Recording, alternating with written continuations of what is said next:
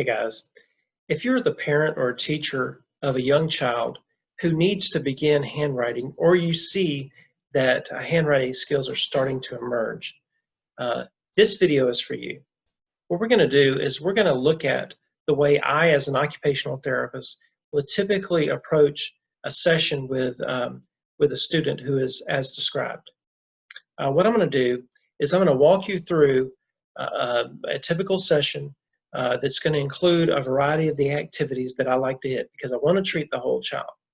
So the types of things I'm going to do will be to work on reflex integration, trunk control, stabilizing muscles. Shoulders are a good foundation for use of the hands. We're going to work on grip strengthening and looking at visual motor integration, visual perceptual skills. And then finally, we're going to hit on that specific skill that we want to look at, which is, in this case, handwriting or pre-handwriting. Okay? So let me show you real quickly. So I switch my screen, share over here. The tools that you're going to need for this session, they're pretty simple, but I'm just going to go through them real quickly for you. I have some coins. I prefer pennies just because, you know, they're cheap and plentiful. So I have about 10 pennies. 8 to 10 pennies would be good. So you have those. A pencil, preferably a pencil that's the right size for your child. So oftentimes you'll be using like a jumbo pencil or whatever with early writers, and that's excellent. And you should use what's available and what they're likely to use in a regular session. Okay.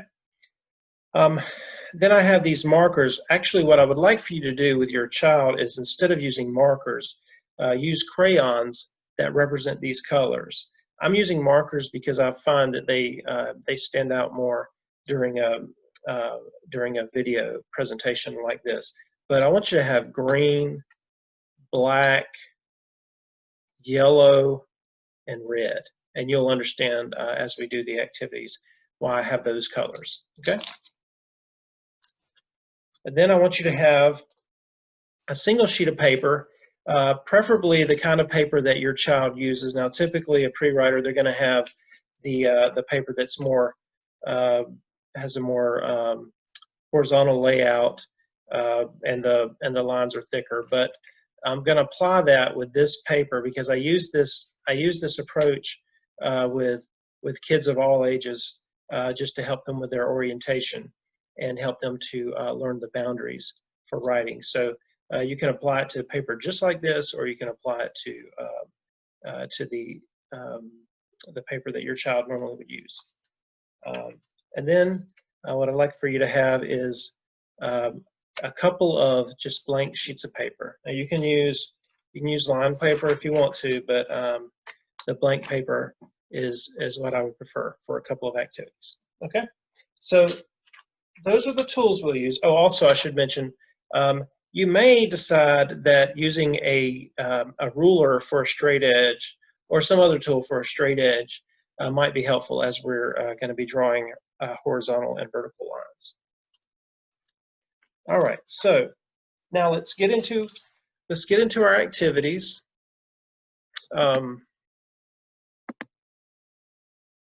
There we go. Get back here, and what we're going to do now is, earlier today, my son Eli recorded some videos for me. They come from the Ready Bodies Learning Minds program, and they are the activities that I would like for your child to start with the beginning of each session. When I'm in person with them, I often will start with these activities. I think they're good. They're just kind of a good warm up. They get the child moving and learning some body control, some body awareness, and some strengthening. Very simple exercises, as you'll see. But I also want to mention that at any point along the way, if you need to pause, if you're not ready for this next step, or it goes longer than your child's attention span, just hit the pause button and come back to it. So what I'm going to do now is I'm going to go grab this video. Okay guys, Eli has volunteered to help me with these exercises to demonstrate them for you. They come from the Ready Bodies Learning Minds program, and this is part of the warm-up series. So what we're going to do is have your student get on the ground on hands and knees, just like Eli's doing, with 90 degrees at the hips, 90 degrees at the shoulder. All right. The first movement he's going to do is he's going to lift his head up. He's going to look straight ahead or even up at the ceiling, and he's going to rock forward. We're going to count it out to 10. Go ahead. 1, 2, 3, 4, 5, 6, 7, 8, 9, 10. Okay?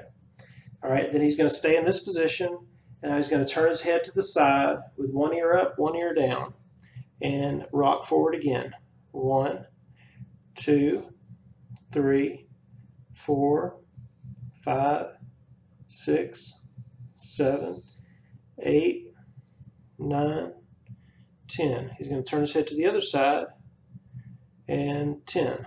1, 2, 3, 4, 5, 6, 7, 8, 9, 10. All right. The next exercise is called Superman. You're going to get on your belly, and what you're going to do from here is extend your arms in front of you, of course with your legs behind you, and then you're going to raise your arms and legs up off the ground, including your knees being off the ground. We're going to count to 10 when we do that. So, all right, go ahead. 1, 2, 3, 4, 5, 6, 7, 8, 9, 10. Okay, and I'm going to adjust the camera a little bit so you can see kind of forward what he's doing. All right, and again, 1, 2, 3, 4, 5, 6, 7, 8, 9, 10, and one more time. 1, 2, 3, 4, 5, 6, 7, 8, 9, 10, and relax. Good job. Okay. The next one is called popcorn. With popcorn, what you're going to do is you're going to roll over, you're going to get on your back,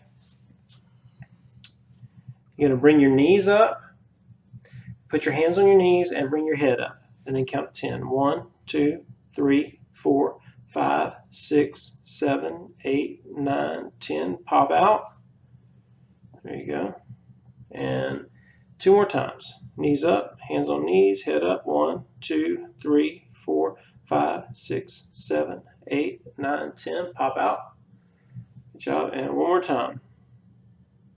Knees up, hands on knees, head up. 1, 2, 3, 4, 5, 6, 7, 8, 9, 10. Pop out. Good. And those are your warm-up exercises. So after you've done those exercises, then what we're going to do is we're going to move to the table, and we're going to probably finish the majority of our exercises, if not all of them, at the table. So the first exercise we're going to do is for grip strengthening. So that's going to just involve one sheet of paper and one of your crayons. Okay, so I'm going to actually use my red marker, but any of the crayons will work. All right, so let me use my second camera here so that you can follow along with what I'm doing.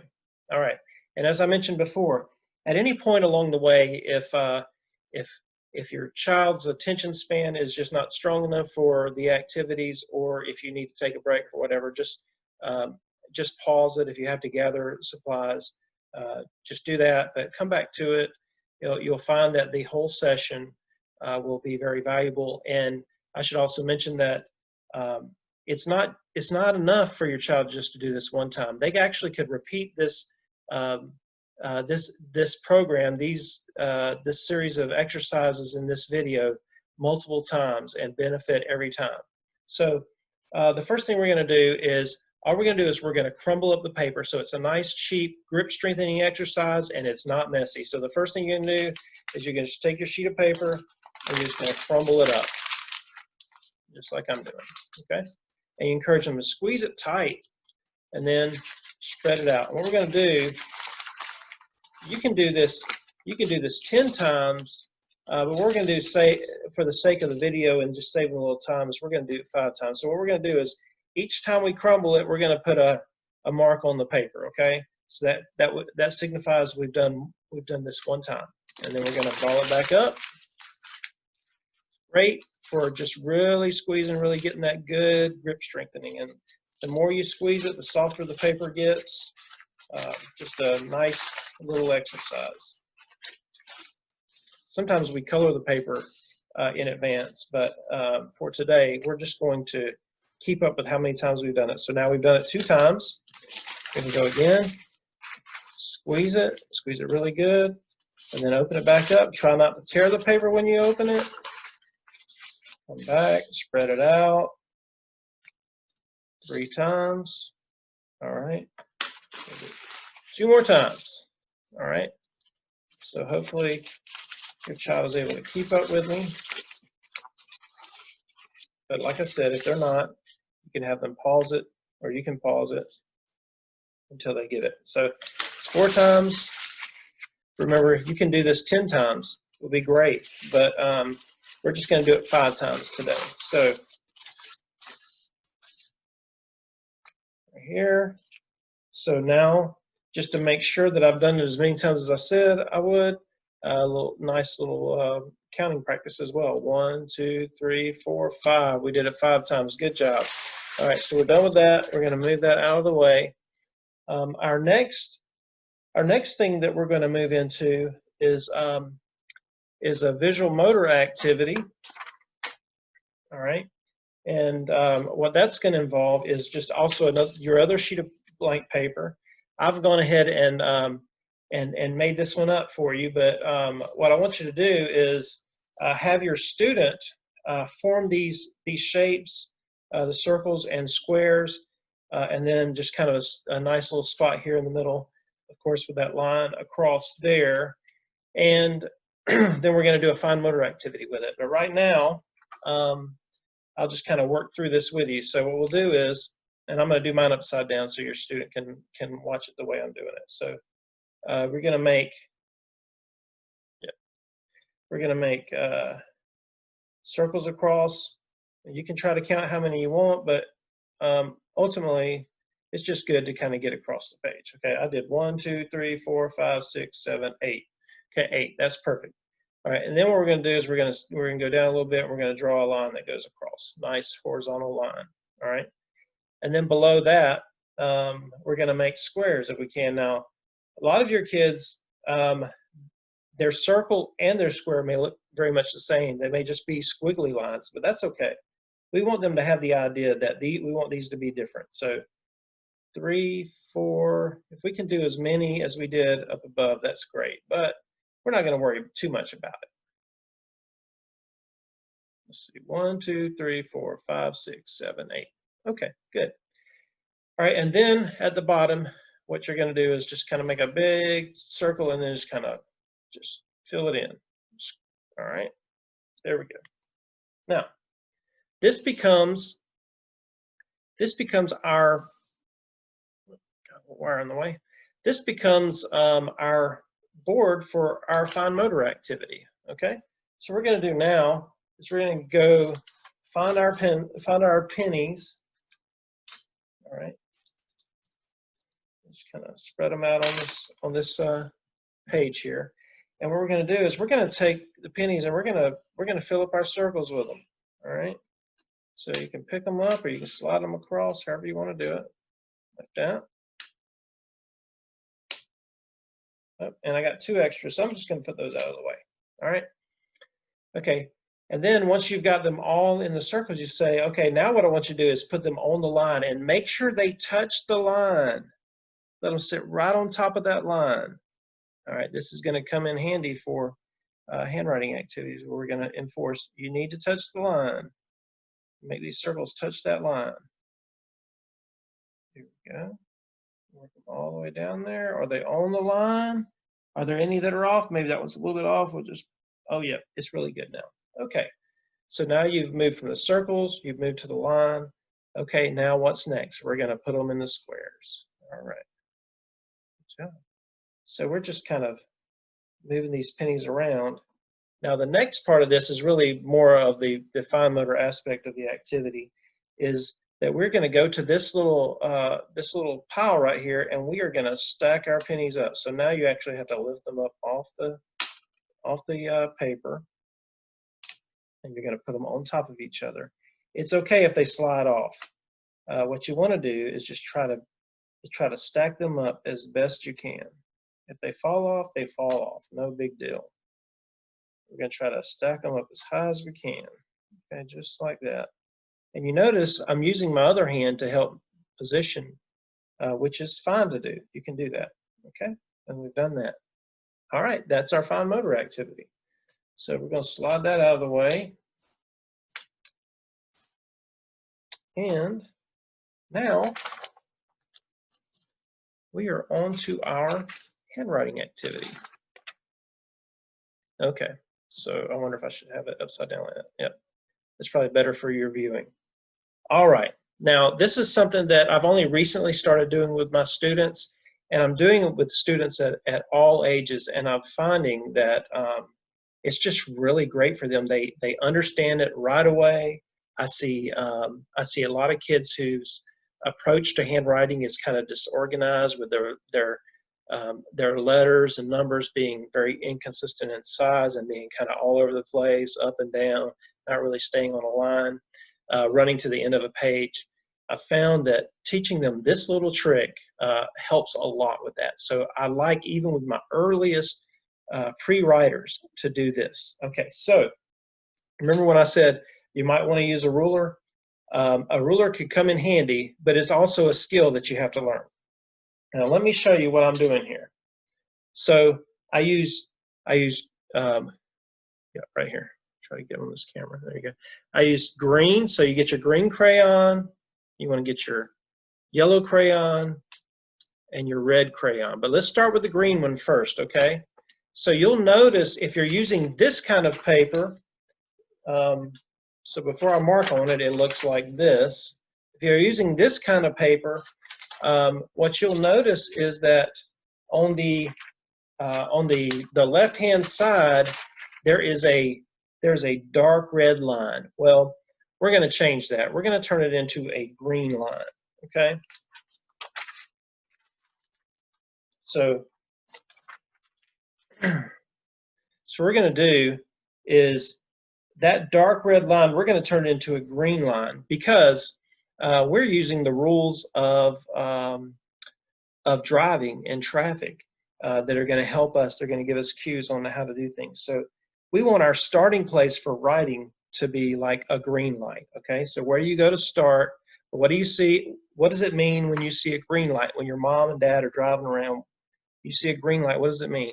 And most of the students know it means go. So we mark that with a green line, or as I said, you can use a ruler to get it really straight. All right, then we're going to skip over to the other side. Now again, if you're using this kind of paper, you'll notice that there is on the other side, there is a very faint red line that you can barely see. It's because it's printed on the back side, but it looks very faint on this side. So we're going to use that line, and we're going to make that into a dark red line. Remember, if you're using the other paper, you can use it just the same way. You just may have to create your own line. So you go to your starting side, and you make a green line straight down, and then you go to your ending side and you make a red line down. So that's on the ending side. So, right, green means to go and red means to stop, right? Okay. Then what you'll notice is just inside of the red line, I think this is kind of the magic of this approach, is the yellow line. So when you go inside there, then you're going to make a yellow line that goes down the page. And when you ask students, what does green mean? They say go. What does red mean? They say stop. And you would think that they might not know yellow as well, but most of them say slow down. So they understand slow down. So the reason why that is beautiful when you're beginning to work on handwriting is because it creates this idea that you don't run to the end of the page, but that as you write, if you hit that yellow line, that means you need to slow down. You need to be thinking about moving to the next line. All right.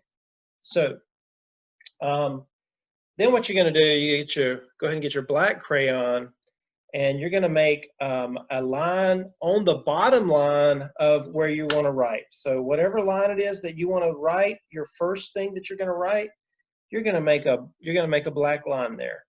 And you notice that even though I'm using this, I guess, college rule paper, I still skip every other line because I'm worried about shrinking the letters later. I really want to create a top boundary and a bottom boundary. So actually, I'll teach my students to write in between these thick black lines in the beginning, and then we'll shrink it. Okay? So this is what we'll do. This is what I want you to do as students. I don't want you to worry about how neat your writing is. But what we're going to do is we're going to practice drawing some straight lines and some circles. And just like with the pennies, remember how we slid the pennies down and we made sure they touched that bottom line? We're going to make sure our circles touch the bottom line and our straight lines touch that bottom line. So what I'm going to do, I think I'm going to switch to a different color so that you can see more clearly what I'm doing when I'm writing. Okay, so what I'm going to do is I'm going to start with a straight line, and I want you to do this too. Start with a straight line at the top. It's going to stop at that black line, okay? And then we're going to do a circle, and it's going to go all the way down and touch that line, okay? We're going to keep going, circle and straight line. So it's like 1 and 0, 1 and 0, right? So, but we're going to just keep alternating. We're going to keep going, all right? And watch this. Oop, I crossed that yellow. Is that okay? Yes, that's okay. Because yellow just means to slow down. Red means to stop. But since I crossed the yellow line, that means I shouldn't make any more marks. I've stopped, okay? So now I'm going to go down to my next one, and I'm just going to start right here. And we're going to do the same thing, all right? And you're just going to keep going, and you're going to always try to stop on that bottom line, okay? Always try to touch the bottom line, always try to stop on it, okay? What happens when I touch the yellow? Oh, I go down to the next thing, okay? And we just keep going like that. All right, so that's a good exercise to just kind of practice the spacing that you need, practice learning the boundaries on your writing page, and you want to keep it really simple by making it, you could make it just straight lines or make it just circles. But that's basically the idea. Okay, so what I've done here is I've gone through essentially an entire session where I work on the foundations that are behind handwriting. So you see some things that are related to handwriting, but you kind of break out the components.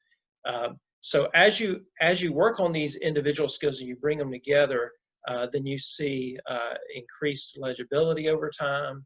You see better organization on the page with the handwriting. So you don't get it right the first time, you don't get it right the first week.